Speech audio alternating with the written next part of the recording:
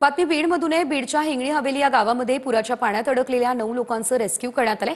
एनडीआरएफच्या टीमने 9 लोकांचं रेस्क्यू केलंय। बीडच्या सिंदफणा नदीला पूर आला आणि त्यामुळे हिंगणी हवेली गावाला पुराच्या पाण्याचा चांगलाच फटका बसला।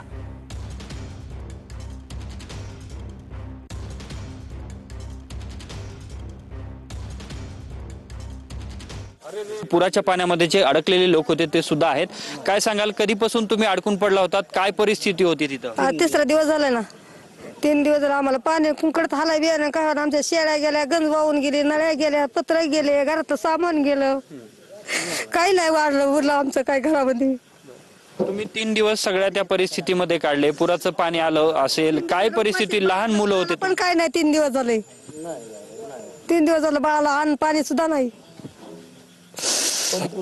आणखी हे सगळे लोक आणखी आहेत, काय परिस्थिती होती तुम्ही तिथं अडकल्याच्या नंतरची? पलीकडून माती खसायला लागल्यावर मग आम्ही घाबरलो, इकडून बी खसलेलं मोठं, आम्हाला काहीच करता येत नव्हतं।